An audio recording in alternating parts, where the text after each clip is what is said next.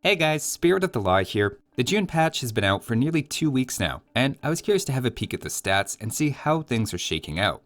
I'm always curious to see how expectations about buffs and nerfs pan out after the fact. Plus, I think we're all curious to see how Romans are doing so far, and we'll be looking at all of that.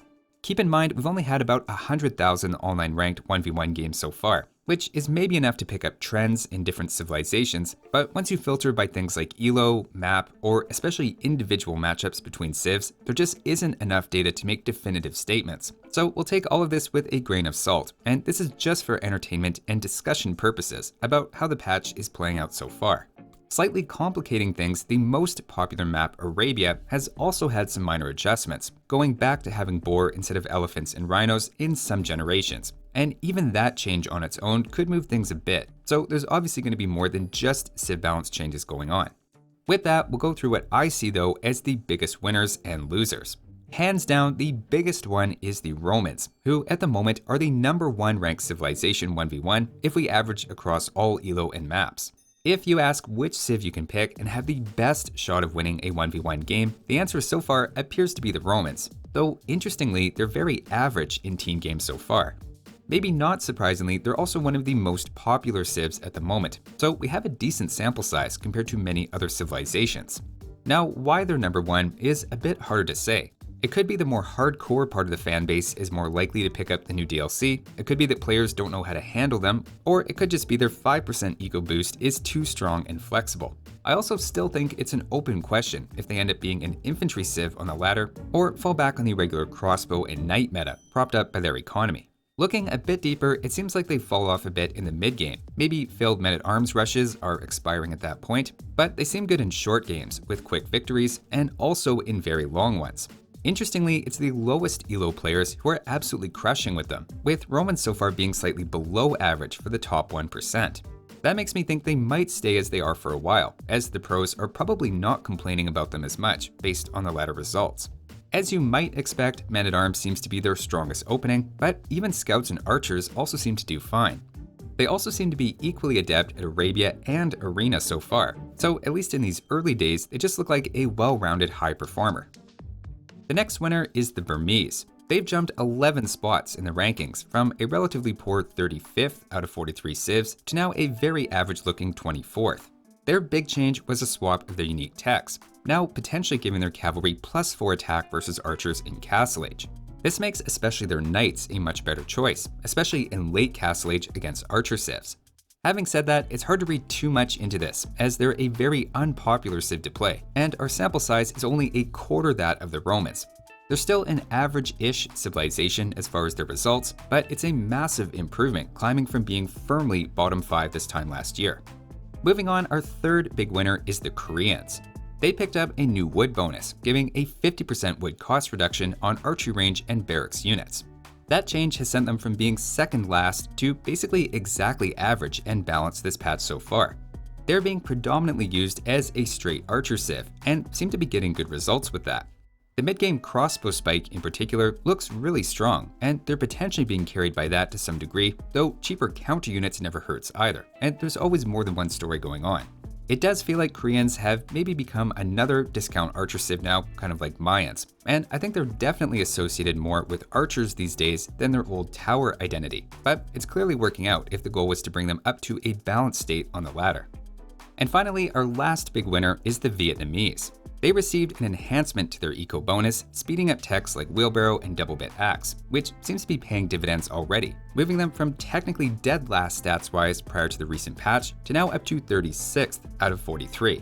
The top 1% of players seem to be doing exceptionally well with them, and while they're still below average for everyone else, they so far moved out of the bottom tier, with a nice uptick in their play rate as well, having players drawn in by the new bonus.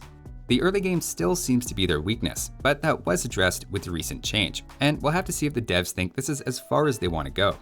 But now let's move on to the biggest losers of the June patch.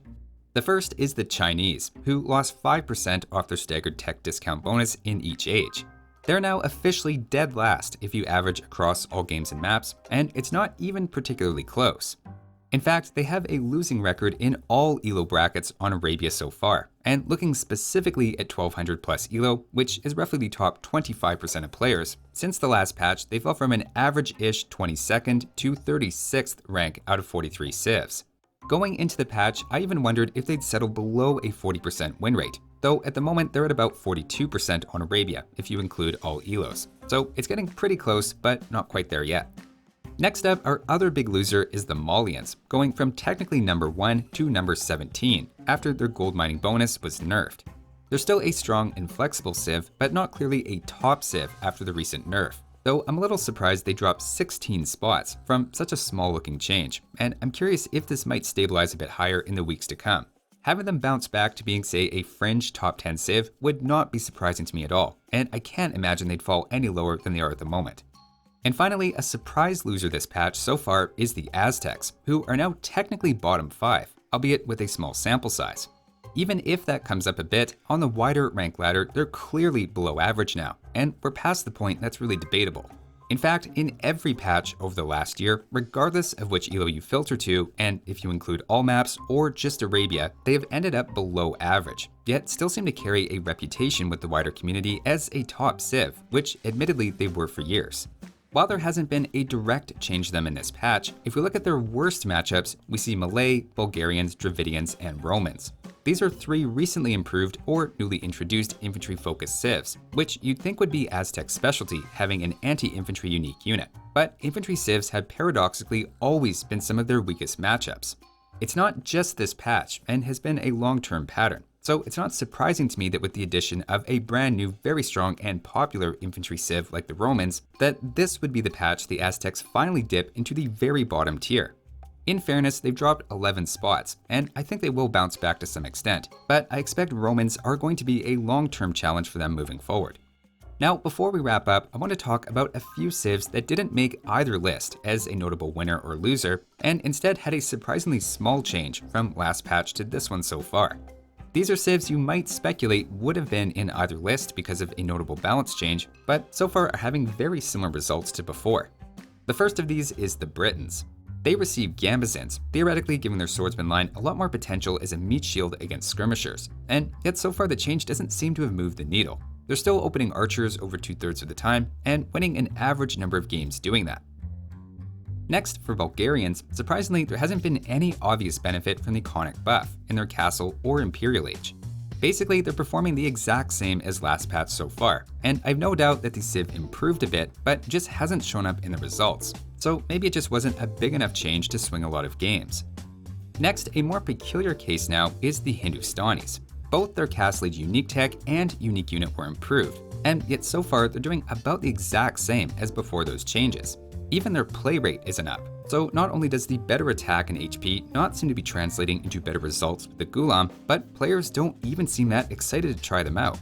All in all, it's a big fall from 9 months ago when Hindustanis were the ladder's number 1. In fact, I found it so surprising I dug a bit deeper and found something interesting. Their worst matchup is the Romans, with just a 32% win rate against them so far. In fact, outside of the Romans, Hindustanis have a 49.4% win rate, which is up a bit from the last patch. This might actually be a case where Hindustanis were nicely improved and the stats are showing that, but the Romans are single-handedly hiding that fact by dominating them so completely. Even more important to highlight is that Sicilians are the Romans' second best matchup. So it turns out, despite leaving them out of the patch notes this time, the devs did manage to sneak in another Sicilian nerf after all, in the form of the Romans. And finally, I should make a quick mention of the Franks and Bengalis. They both had proposed changes prior to the patch dropping, but didn't end up getting those changes. Predictably then, they're doing about the same as the last patch, and in line with their historical averages. So that's the results so far from the recent patch, and it's interesting to see not just how well the Romans are doing, but even the ripple effect they're having on other civs. Obviously, this is all subject to change down the road as more data comes in, but I still think it's fun to look at. That'll do it for this one though. Thanks for watching guys, and I'll see you next time.